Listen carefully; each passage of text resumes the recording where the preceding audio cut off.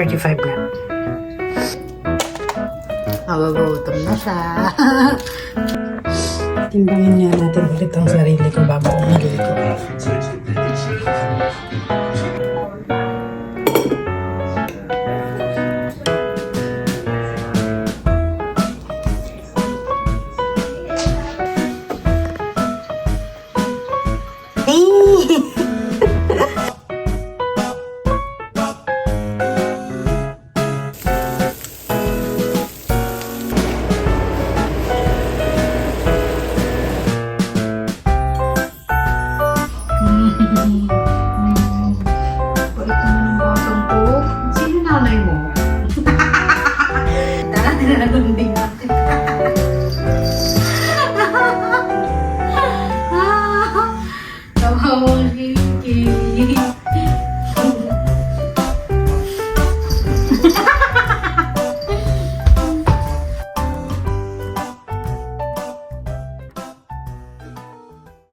Hi mga kachupa!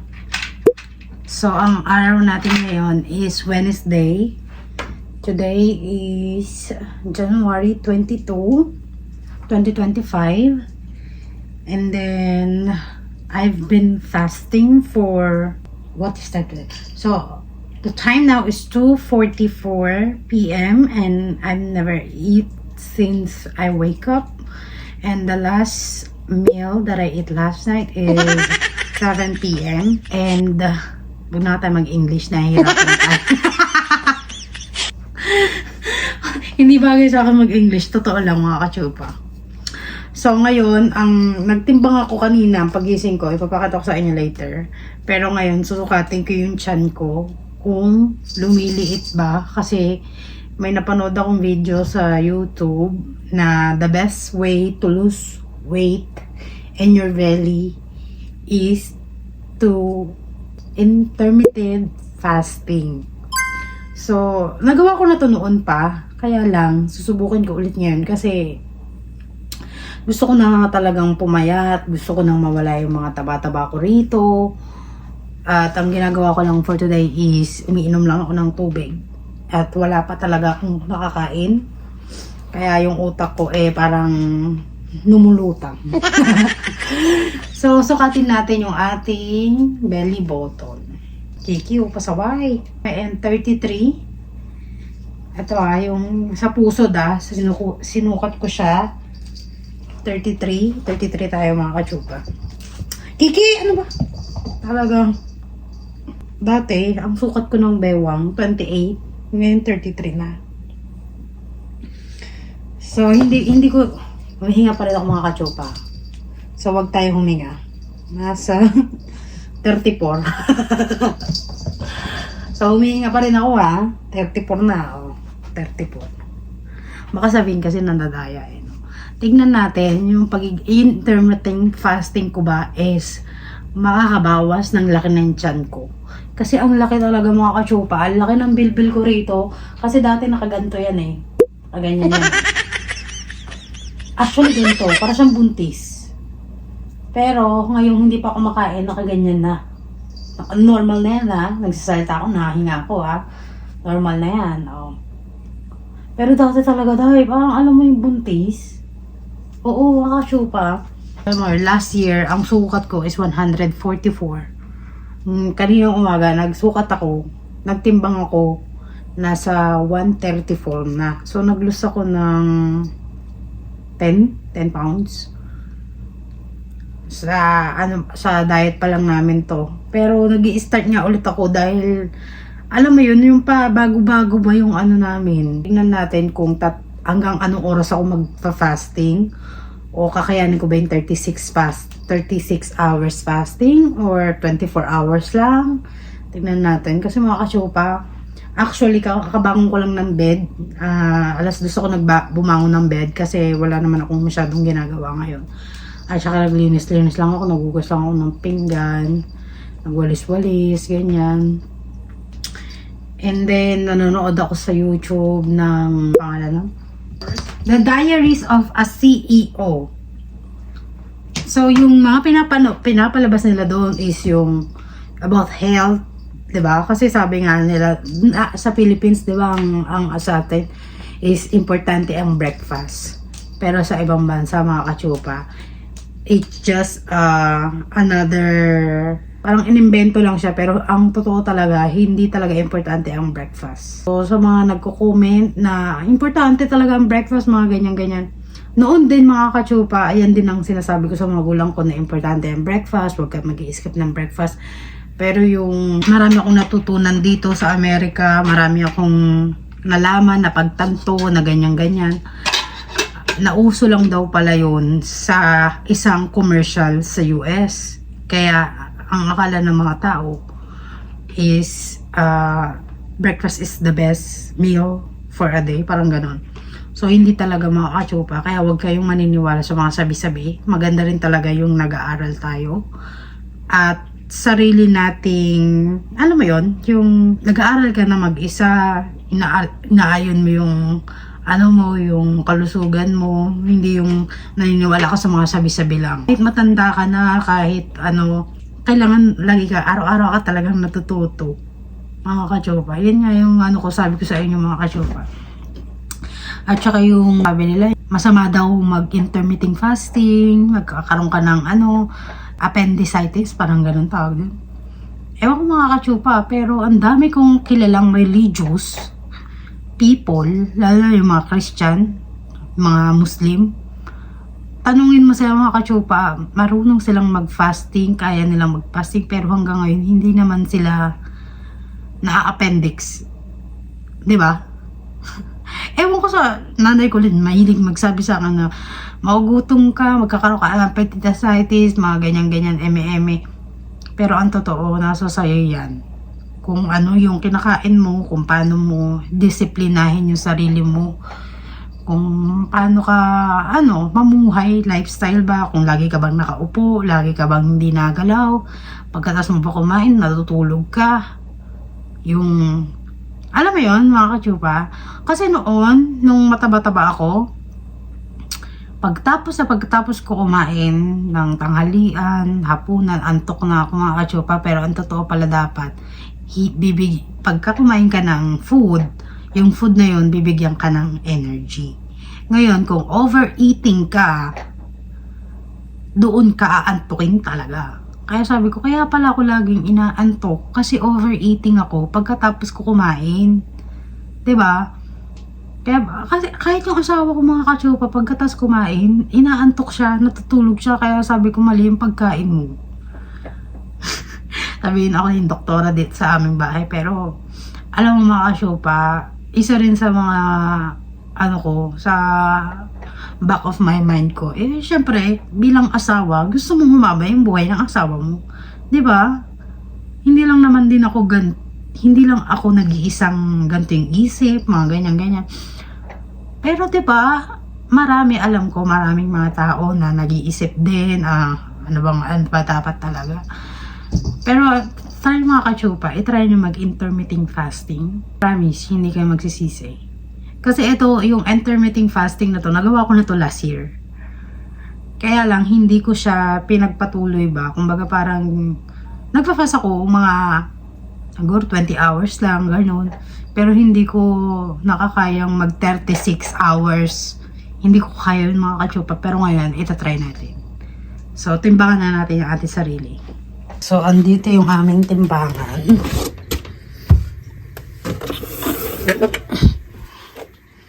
Bago ako magtimbang, lagi kong chinecheck kung tama ba. Oh my God, 135.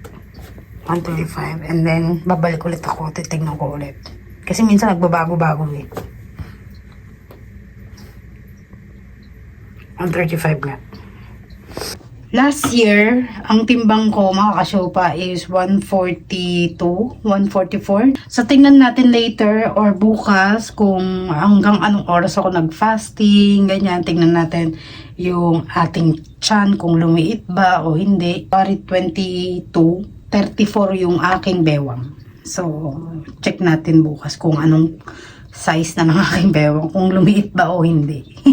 Hi mga kachupa, for today is, araw natin ngayon is 23. At kumain ako ng kagabi ng pansit. Hindi na kayanan yung gutom. So, kumain ako. Tapos, hanggang ngayon, pagkagising ko, hindi pa rin ako kumakain. Ang kinain ko lang is strawberry. And then, nagugutom na naman ako ngayon. Ang oras na is 3:33 ng hapon. Wala akong magawa, mga katsupa. Medyo maaraw sa labas, pero nag-i-snow pa rin. Ayan, nag-i-snow pa rin siya, mga katsupa. 3:34 na, and then 23 for today. Gusto ko kumain ng salad, kaya lang, mamaya na lang siguro. Nagugutom na ako. Strawberry lang kinain ko. Tapos mamaya pagkadating na asawa ko, magpapaluto. Tapos nakagutom. Ang hirap mag-diet. Pero lumit naman yun. Lumit naman kahit pa paano. Nabawasan ng isang guhit. Hindi ko na talaga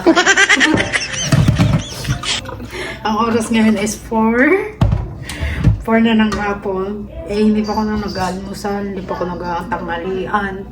Hindi ko na talaga kaya, so magsasalad na lang muna ako.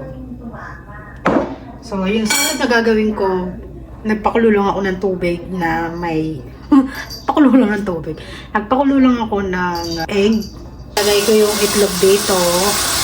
Lalagyan ko ng mga nuts. And then lalagyan ko ng dressing. Yun na yung buong maghapon kong pagkain. Kailangan talaga disiplina sa pagkain, mga katsupa eh. Kasi talagang alam mo yun.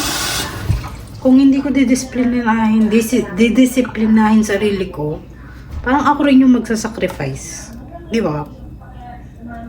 Kaya talagang okay na to. Kaysa, di ba? Ano pa? So, 2 itlog pinakuluan ko.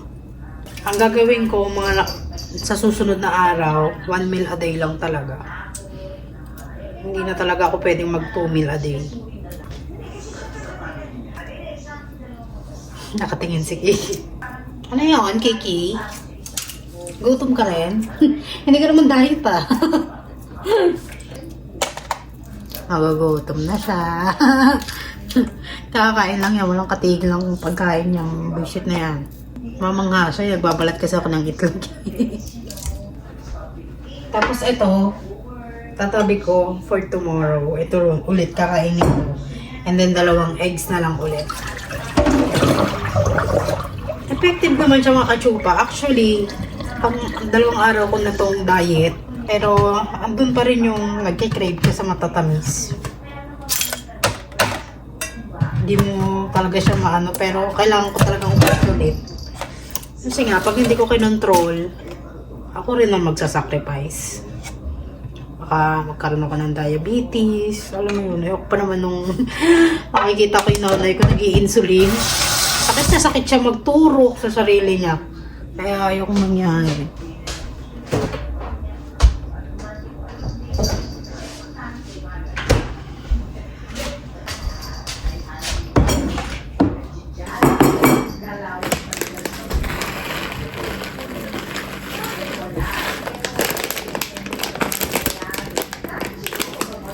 Ito yung binili ko. Kiki!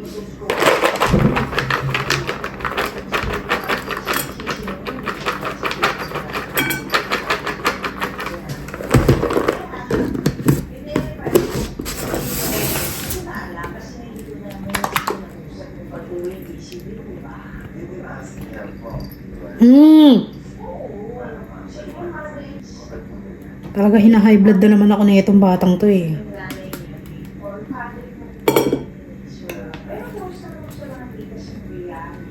Kain na tayo mga katsupa ng salad. Kain natin. Tikman natin kung masarap.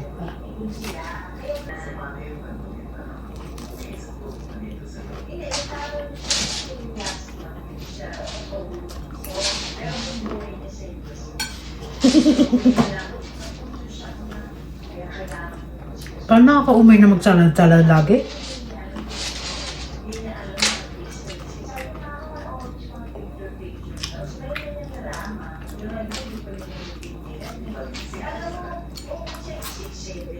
Tapos, nahiya ako. Parang nahiya ka din, may baka mabili sabihin mo ng tao. Pero alam mo, I don't wanna leave, I don't wanna go home, gano'n. Eh di pinagbigyan ko siya kasi Thanksgiving. Actually, kaya kami pumunta doon. Wedding anniversary namin November 25. Hi mga kachupa! Update natin. Ang oras natin yan is 10 o'clock PM. At nandito na yung asawa ko. Kumakain na sila. Nangangamoy na yung pagkain. Nagugutom na rin ako. Kaya lang. Nag-exercise ako mga kachupa dito sa aming kwarto. Pero kahit anong mangyari, wag na tayong kumain kasi alas 10 na mga kachupa. Matutulog na ako mga met-mea. So, ang gagawin ko na lang is mag-shower and then update ko na lang kay tomorrow. Actually, lumit yung aking tiyan, mga kachupa. Pakita ko sa inyo. Ayan o. Konti na lang. Konti na lang mamamatay na. No? Pero actually, ito dati, yung sinusuot ko to, masikip to sa akin. Ngayon, medyo okay na siya. Bumalik na yung dati kong katawan. Diba? Tsaka haba na ng aking leeg. Dati kasi nakaganon eh. Nakaganon yung leeg ko dati. Ngayon nakaganyan na. Para may leeg na. So mahiligo lang ako mga kachupa. Update ko na lang kayo for tomorrow. Ito ang ating weight. Sa aking asawa is 160. Sa akin naman is 137. Tapos exercise, tapos 23 hours fasting, and then kanina nagsalad lang ako and then nag-exercise. Etong med, vitamins to, hindi siya med. So, tomorrow, update ko ulit kayo and then sa 25 ko siya i-upload. Tingnan natin kung bumaba ang aking timbang for 1 week. Timbangin nga natin ulit ang sarili ko bago ako maligo. Damn, it's 134. It's gonna fluctuate a little bit. So wait till a month and then you do it once. 134 na. Good morning mga kachupa. Today is January 24, 2025. Ang oras natin ngayon is 10:30 ng umaga. And kakagising ko lang din at nagtry ako magtimbang. Tignan natin ang timbang. Hindi pa ako nag-aalma sa mga kachupa.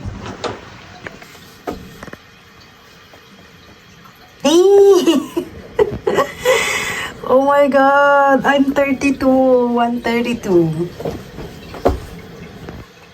Pwede natin. Oh!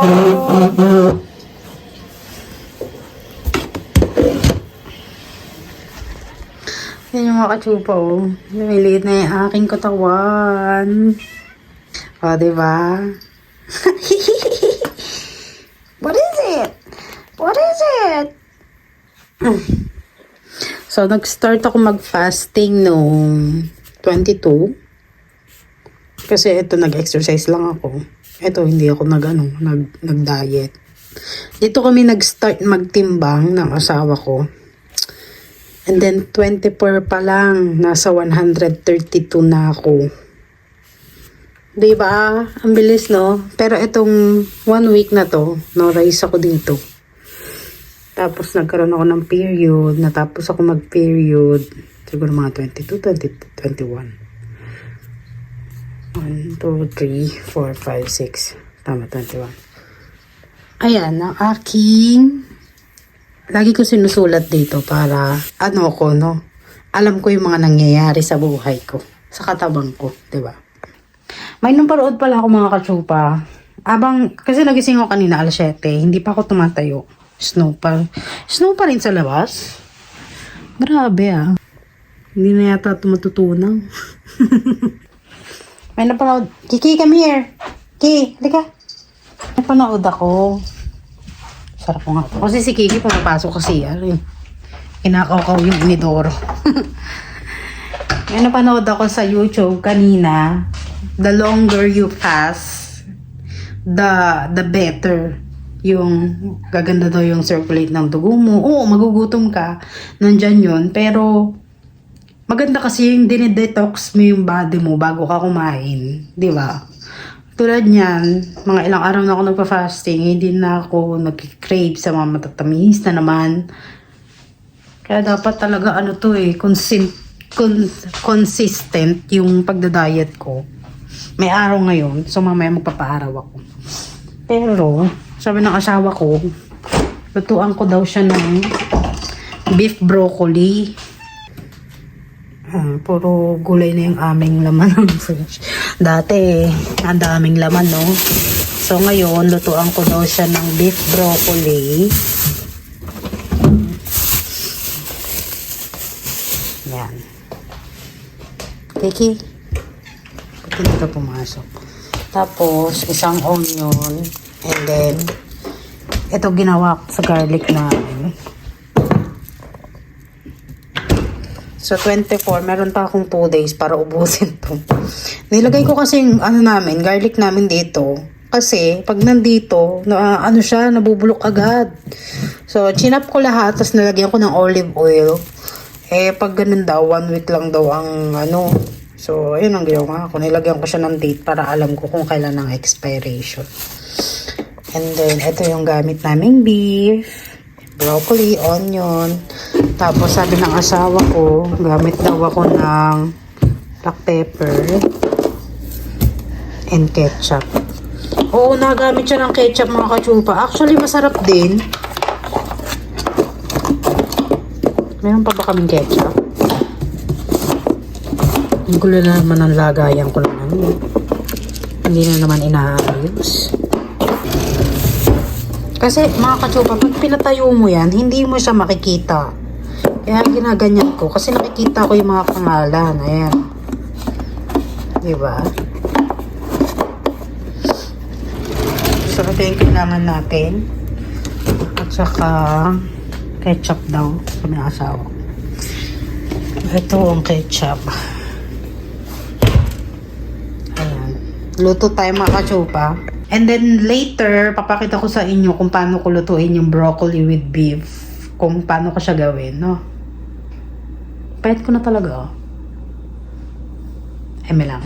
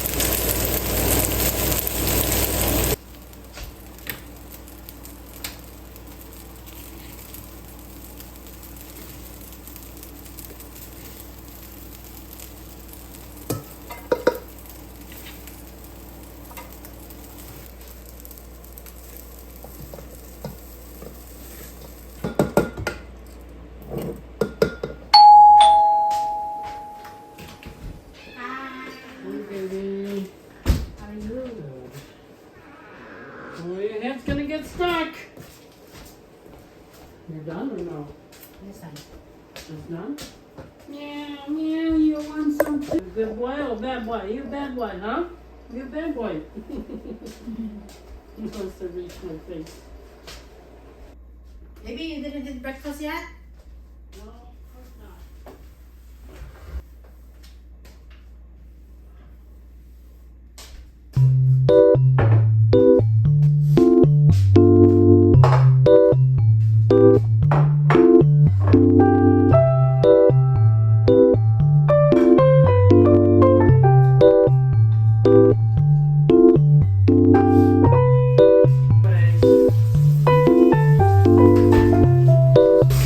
They want pictures of us when we're putting the ring on and Oh, we take a video. yeah, but just take some pictures from the video and then send it to me and see. I'm just getting irritated.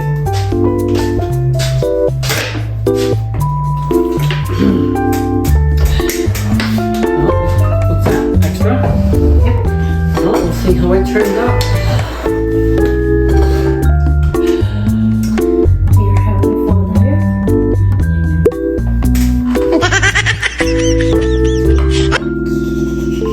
I hope you like it.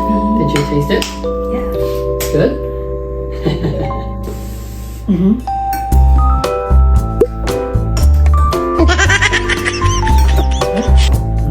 Oh, good.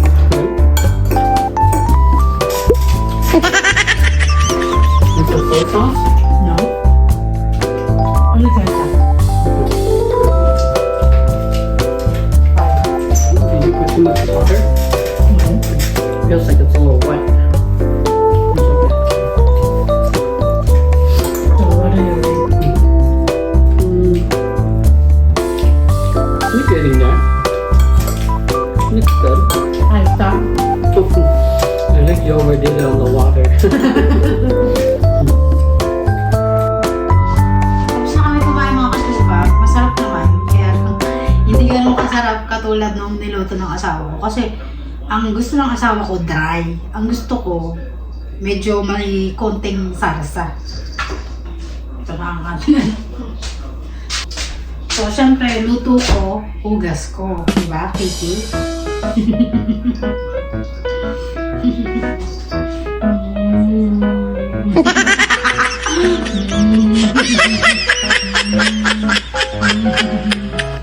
Ito naman ang bottom po. Sino nanay mo?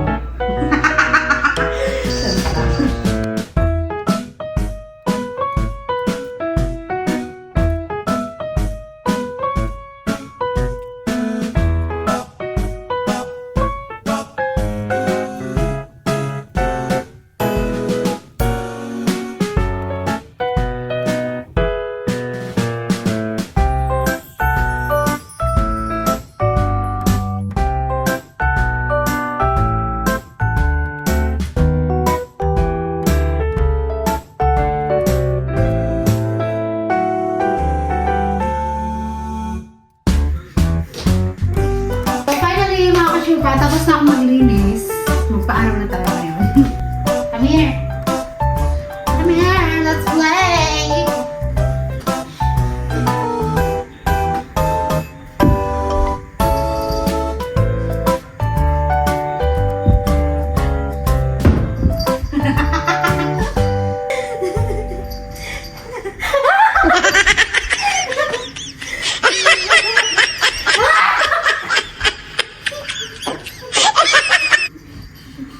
Nalalambing lang kita. Nalalambing lang kita.